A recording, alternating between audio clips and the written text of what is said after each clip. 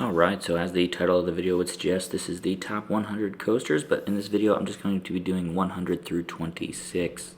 And also before we get started, I want to break down some fun stats that I did. Based on the company, the majority of them are coming from Six Flags, Cedar Fair, and SeaWorld, but there's a smattering of others. In this case, since it's just the 100 through 26, you can see that Six Flags Great America has the best supporting cast. When it comes to which state had the most, Florida absolutely dominates. And when it comes to manufacturer, B&M is overwhelmingly the majority here.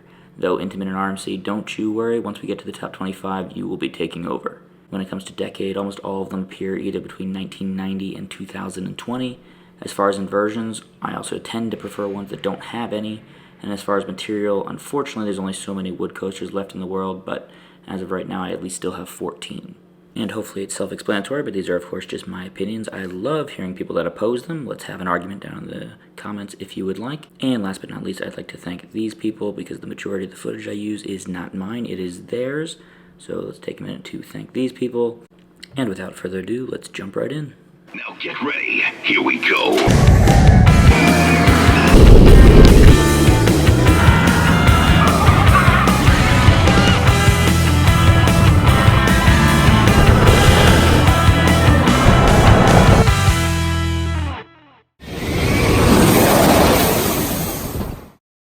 Starting off the list at 100 is Hades 360 at Mount Olympus. You could rename this thing Jackhammer the Ride. This was easily the biggest letdown of my 2022 season. I knew that it had a rough reputation and I thought I was prepared, but still I wasn't. It still has one of the best layouts of all time though, and if this thing was smooth, it would probably be a top 50 contender, if not way higher. Number 99 is Kraken at SeaWorld Orlando. This is a fantastic floorless coaster. I like its straight drop and its large swooping inversions. Number 98 is Dominator at King's Dominion. Very similar to Kraken, but it's just a slight step up. It feels a tiny bit faster and a little bit longer. Number 97 is Invertigo at Kings Island. This is one of the few rides that actually makes me pretty nervous just on the lift hill part of it.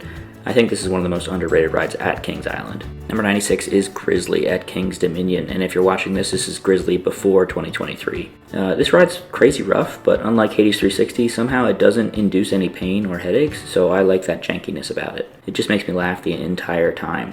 The layout is great, and with that retrack, it may turn into something amazing this year. Number 95 is X-Flight at Six Flags Great America. This may be the worst of the B&M wing coasters, but that doesn't make it bad at all. It has some of the best near misses on the planet. Number 94 is Hollywood Rip Ride Rockit at Universal Studios. This ride is overrated, a little bit outdated, and not exactly smooth anymore. Yet it's still a lot of fun. And if you're wondering, you have to choose Sabotage by the Beastie Boys. Number 93 is Expedition Everest at Disney's Animal Kingdom. This is technically a family coaster, but with the theming, the long ride, and that switch track, that's what makes it what it is. Until this year, at least, this was my favorite Disney coaster. Number 92 is Fahrenheit at Hershey Park. It's a great ride that sometimes gets overlooked at my home park due to Hershey's stacked lineup. Though I will say, maybe with Wildcats Revenge opening this year, the line for this won't last forever anymore, so that's a positive. Number 91 is Cheetah Hunt at Busch Gardens Tampa. This has gone through by far the biggest drop-off of any coaster from my previous lists. True, I may like it slightly less now, but it's really more that I've experienced so much more great stuff since. This does still have a near perfect setting though. Number 90 is Flash Vertical Velocity at Six Flags Great America. I'm a sucker for launches, and the vertical float in the back seats of these impulse coasters isn't talked about nearly enough. Number 89 is Possessed at Dorney Park. This is the same story as Flash, but the slightest bit smoother. Number 88 is Wicked Twister at Cedar Point. The bigger version of Flash and Possessed, but with the twisted tail spike in the back as well as in the front. It also has a superior setting along the beach. Rest in peace, Wicked Twister. At least you are getting a worthy replacement. Oh wait, never mind. Number 87 is Icebreaker at SeaWorld Orlando. This thing was way punchier than I expected it to be. It's basically a mini Pantheon but with crappier restraints. However, they did just get rid of those comfort collars recently. Next time I ride this, it's sure to go up on my list a few spots just because it'll be more comfortable now. Number 86 is Valravn at Cedar Point. This is my least favorite of the dive coasters I've done due to the vest restraints, but it's still a fantastic ride. Number 85 is SheiKra at Busch Gardens Tampa. It's a slightly shorter Valravn, but with better restraints. Also, I think the splashdowns are fun. Number 84 is Griffon at Busch Gardens Williamsburg.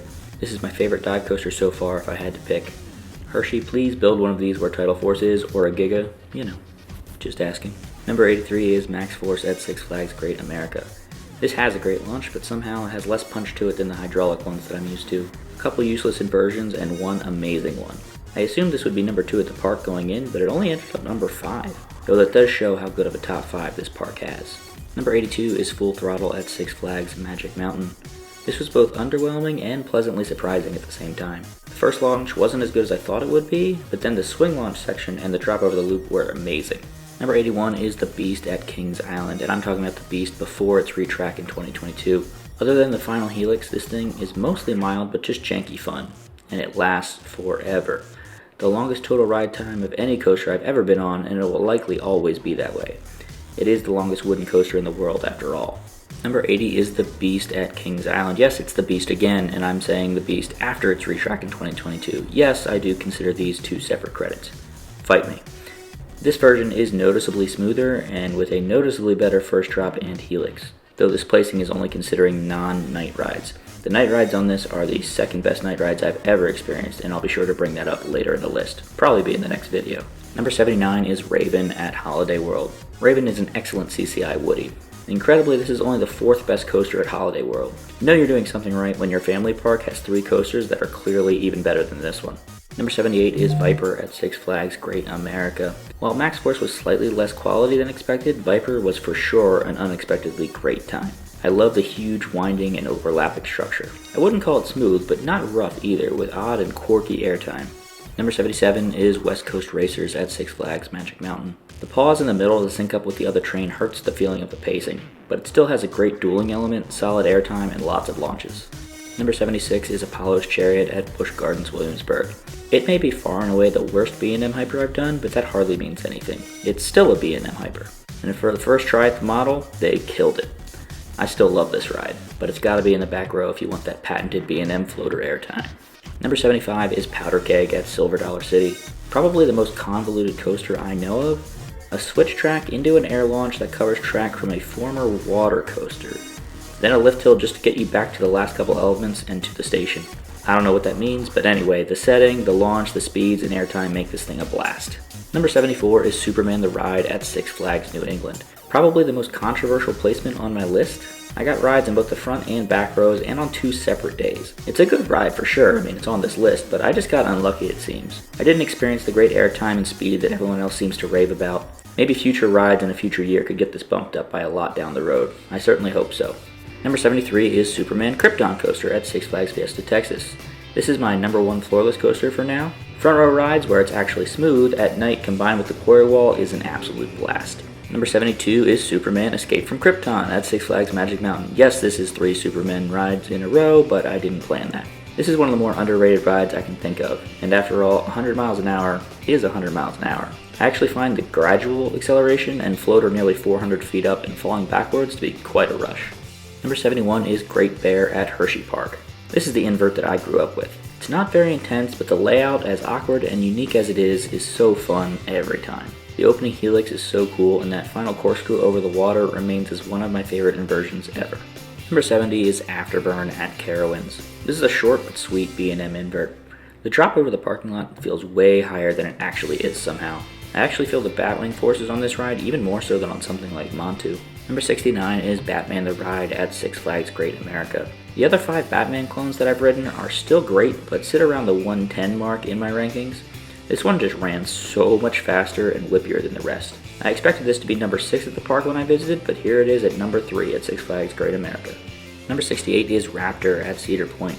This is old school B&M at its finest. It has a janky first drop, a lot of intensity, and a final helix that wants to tear your feet off, especially if that mid-course brake run is turned off. Number 66 and 67 is Dueling Dragons at Universal's Islands of Adventure. This obviously covers both the Fire and Ice sides, or if you rode it as Dragon Challenge once it was part of Harry Potter World, you could include that here too. While I loved coasters back in the day, I wasn't a dedicated coaster enthusiast like I am now. However, I was lucky enough to actually experience these as both Dueling Dragons and Dragon Challenge before the dueling element was removed. When not dueling, it'd be a little bit lower, but when the dueling loops that charge at each other was still running, wow. Number 65 is Incredible Hulk at Universal's Islands of Adventure, and I'm talking about the pre-2016 version. Yes, once again, I count the original version of this ride as a separate credit, as it is technically all new track and trains. Still one of the most forceful rides I've ever been on. The uphill launch with the theming is so cool. The first half over the water is really what defines the ride. Number 64 is Tatsu at Six Flags Magic Mountain. This is the most intense flying coaster I've ever been on. The first drop, turnaround over the mountain, and that pretzel loop alone make this ride what it is. Number 63 is Manta at SeaWorld Orlando. This is my favorite flying coaster so far. The appeal of flying coasters has gone down somewhat for me over the past year or so, but the mix of graceful twisting and transitioning to bone-crushing G-forces all through the waterfalls is timeless. Number 62 is Mind Blower at Fun Spot America in Kissimmee. This is one of the best small but mighty coasters out there. It's got great airtime and a super cool, compact layout. Like its giant cousin Hades 360, the only thing holding this back is how inexcusably rough it is. Though with rumors that there's some RMC tracks spotted in Kissimmee, well, who knows? Number 61 is Kumba at Busch Gardens, Tampa. This is an underrated B&M sit-down in my opinion. It has strong G-forces, a great setting, a great layout, and there's never a line. And that roll, oof. This ride seems to move up a few spots in my ranks every time I ride it. Number 60 is TMNT Shellraiser at Nickelodeon Universe. I think the main thing holding this back, and all of the rides that I did at Nickelodeon Universe, is that I had food poisoning the day I visited, and had been sick about an hour before the 2 rides I got on this. I think this could be 10 to 20 spots higher if I get some re-rides someday. It was shaky and a little rough, but still a cool launch, and the world's steepest drop does count for something. Number 59 is Thunderbolt at Kennywood. In terms of expectations versus reality, this is probably the largest gap in all of my new from 2022 credits. This ride almost became my second favorite at Kennywood. Has an awesome layout, solid airtime, hilarious chank while still being comfortable somehow, and some of the best lateral forces on any coaster I've ever experienced. I've rarely laughed more during a coaster. Number 58 is Steel Curtain, remaining at Kennywood. As great as Thunderbolt was, for now, I still have to admit that Steel Curtain is Kennywood's number 2. It is the world's tallest inversion, and with the most total inversions in the United States with 9, and an ultra-smooth, fast-paced layout. Number 57 is Texas Stingray at SeaWorld San Antonio. Do not underestimate the first drop in the back on this thing. It's super smooth with fun airtime and laterals. Number 56 is Steel Eel, staying at SeaWorld San Antonio. I'd heard what Airtime Thrills said about this thing when I first rode it in 2021, but I still had my doubts as we disagree on things as strongly as things like Skyrush. But man, was he right about this one. It's like if Phoenix at Knoebels was a giant steel coaster, but still had awkward lap bars. It has so much flow-ejector air. Number 55 is Alpengeist at Busch Gardens, Williamsburg. This is a top-tier B&M invert in my opinion. The first drop is just so tall at nearly hyper heights and feels even taller when you're hanging below the track. It's such a fast, long, and powerful ride. This is actually my number 2 at Busch Gardens, Williamsburg. Numbers 52, 53, and 54 are Thunderbird at Holiday World, Gatekeeper at Cedar Point, and Wild Eagle at Dollywood. The 3 remaining B&M wing coasters I've been on, I feel comfortable lumping them together. They all have their own charms that set them apart, but the overall experiences provide the same amount of fun to me. Wild Eagle has the best setting in the Smoky Mountains, whenever there aren't bees hanging out at the top of the lift hill, and the best first drop since it's straight. Gatekeeper has the view of the beach and the best inversions through the keyholes. And Thunderbird has the launch and the best near misses through the barn. At number 51 is Thunderhead at Dollywood. Just missing my top 50 this year is a fantastic twister wooden coaster. If the first half was as smooth as the second half, this would probably be a top 40 ride to me, and in my opinion this ride is kind of like Mystic Timber's smaller but older brother. Number 50 is Boulder Dash at Lake Compounce. Similar to Superman at Six Flags New England, this just didn't live up to the hype I was expecting. That being said, it is still one of my favorite settings and layouts of all time. I got 5 rides in all different seats, but they were all kind of bumpy and the airtime wasn't very strong. To be fair, it was chilly that day and it never had full trains. I for sure will be back to try and get the experience that everyone else seems to talk about. Number 49 is Jersey Devil at Six Flags Great Adventure. I've been on 13 RMCs so far and all of them make my top 50. This might be the weakest of all the RMCs I've personally experienced, but like Apollo's Chariot being the weakest B&M hyper, it's still an RMC. Ride this in the back for the best experience. It has solid airtime, decent pacing, and really fun inversions. Just don't go in expecting the bonkers experience that the Raptor clones give you, and you'll have a great time. Number 48 is New Texas Giant at Six Flags Over Texas. The original RMC still packs a punch. It has no insane ejector airtime, but an extremely long ride that's full of floater air, some overbanks, and smooth transitions. Number 47 is Storm Chaser at Kentucky Kingdom. I've now ridden this 11 times between 2020 and 2022. It's a really fun ride, but I just don't get how some people have this in their top RMCs, let alone their top 10s overall. It has a couple great ejector moments, but the trick track double up isn't special to me and it's pretty short. But again, an RMC is an RMC and it's still a blast. Number 46 is Copperhead Strike at Carowinds. While the launchers on this ride lack all semblance of power, they do their job and contribute to a hang time-filled, fast-paced ride with underrated ejector air. Number 45 is Candemonium at Hershey Park. I have 34 rides on this now. It's still the smoothest ride I know of, and the best first drop of all the B&M hypers I've been on. It may be partially due to the lack of novelty at this point, but I think it's just that there's less meaningful elements on this compared to the other B&M hypers that has me rank it this low. The three standout elements it does have are first in their class. Its first drop, that 5-second floater hill, and the speed hill. However, beyond that, it's fun, but not special. But at the end of the day, it's an ultimate crowd pleaser for the GP and enthusiasts alike. It's a great ride, and I'm glad it's at my home park. Number 44 is Nitro at Six Flags Great Adventure. Just like the years before, it is still one-upping Candemonium. The first drop, while awesome, isn't quite as good as Candy's, but it makes up for it with its setting and a slightly longer layout. It may not have a 5-second floater hill, but it does have a ton of 3 and 4 second ones. Number 43 is Intimidator at Carowinds. Intimidator has the staggered seating for extra long trains, allowing for incredible floater air in the back row through its plethora of airtime hills. It may be overshadowed, almost literally, by another B&M in the same park, but this is still number 2 at Carowinds for me. Number 42 is Goliath at Six Flags Great America. This is a bottom half RMC, but it has one of the better first drops and an insane dive loop install. This ride has the tallest and steepest drop as well as the fastest speed of any wooden coaster in the world. I love the topper track design RMC uses. It's debatably my favorite coaster texture / blend of smoothness, all while maintaining a slightly shaky character. This ride just lacks significant airtime with only one great moment and it ends just a little bit too soon. Number 41 is Xcelerator at Knott's Berry Farm. This is the best bang for buck launch in the entire country, all with just a lap bar. 0 to 82 miles an hour in 2.3 seconds, that's no joke. It's a heck of a rush that didn't get old a single time I rode it. It's basically a discount Top Thrill dragster, and that is not a knock at all. The top hat gives some solid ejector too if you sit in the back row. The overbanks are fun and extend the runtime just a little bit as well. Number 40 is Montu at Busch Gardens Tampa. I only have 2 inverts that crack my top 50. All the B&M inverts are a blast, but these next 2 are clearly above the rest to me. Montu is what most people have as their top B&M invert, and for good reason. It's fast, intense, whippy, and it has a phenomenal setting in and amongst those trenches. I've even once had the privilege of doing a front row solo Zen ride at night. That is one heck of an experience. But at number 39, I have Banshee at Kings Island. It may be an unpopular pick, but the world's fastest and longest invert is what I had the most fun on. The layout is just so huge and sprawling. The inversions are enormous and forceful, and it has easily the best first drop on an invert. Sit in the back row and you'll understand what I mean. It positively yanks you down to start a really intense ride. Strangely, I think I even prefer the vest restraints to the classic ones on B&M inverts. It feels even more exposed somehow. Number 38 is Incredible Hulk at Universal's Islands of Adventure. Yes, Incredible Hulk once again, but this is the version post-2016. And yes, the redone version of this is superior to the original. It's even smoother, more comfortable trains with upgraded music and sound. It's got an improved station, the queue line, and the launch tunnel are even better. The incline tire launch into that 0G roll will never get old. The rest of the ride is debatably more forceful than before, and I make sure to get a ride or 2, or 3 or 4, every time I'm at Universal. Number 37 is Wildfire at Silver Dollar City. This is my highest ranked B&M with inversions. It seems weird even just saying that.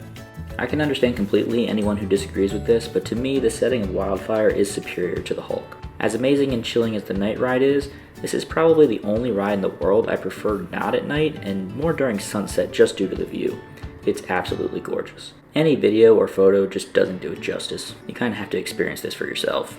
The ride would be worth it even if just for that setting overlooking the Ozark Mountains. But regardless of the lighting, this has a top 10 worthy first drop in the back that ejects you out of your seat the entire way down, and it leads to a solid, smooth, and forceful layout. Number 36 is Magnum XL-200 at Cedar Point. This is the king of janky roller coasters.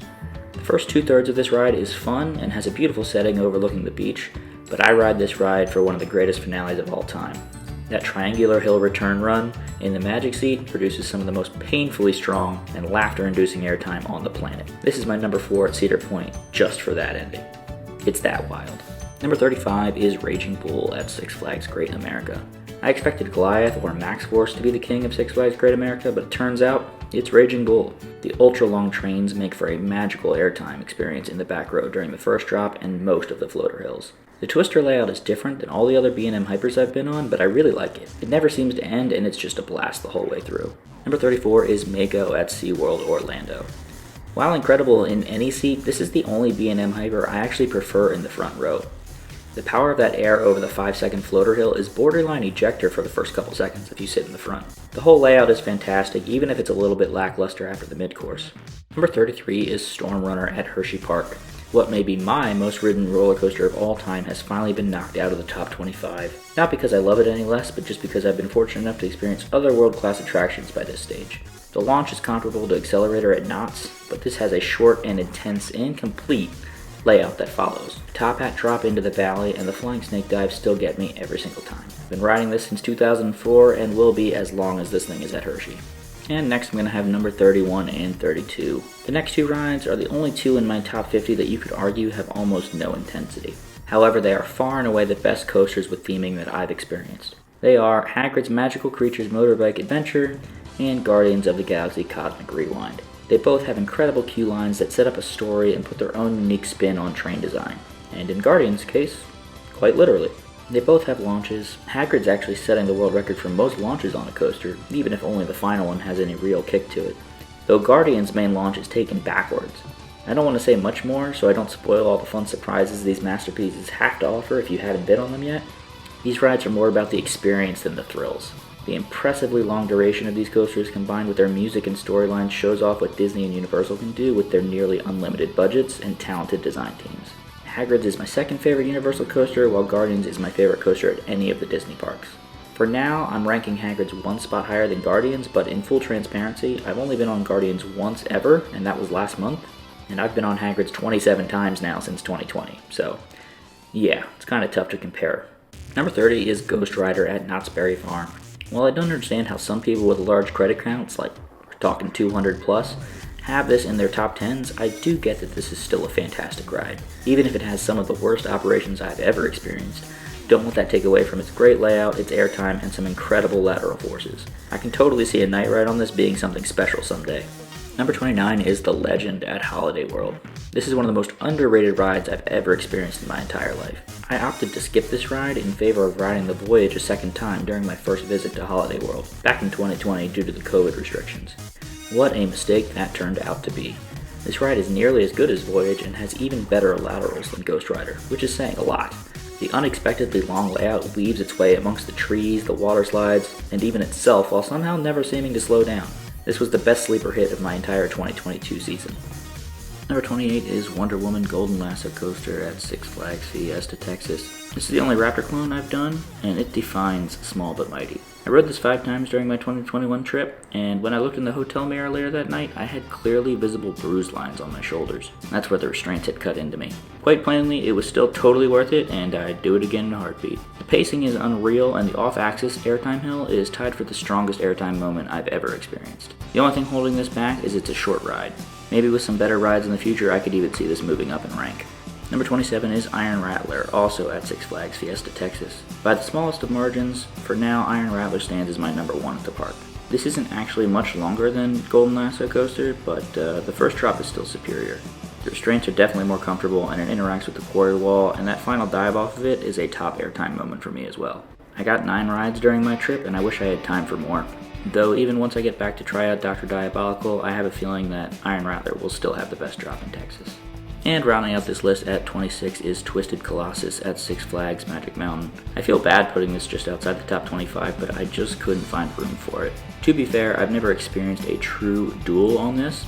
Maybe when I do, that will be the nudge that it needs to elevate it a few spots. But for now, this amazing and Mobius looping RMC really is an elite ride. Okay everyone, that's gonna do it for part 1. Make sure you tune in next time for part 2. That is going to be the elite of the elite, the top 25 I have ever ridden. Even with the length of this video, I really just wanted to kind of go quickly through that first 75 out of the 100 because I know I'm going to need a little more time for that top 25. Thanks once again for watching, and I'll see you in the next one.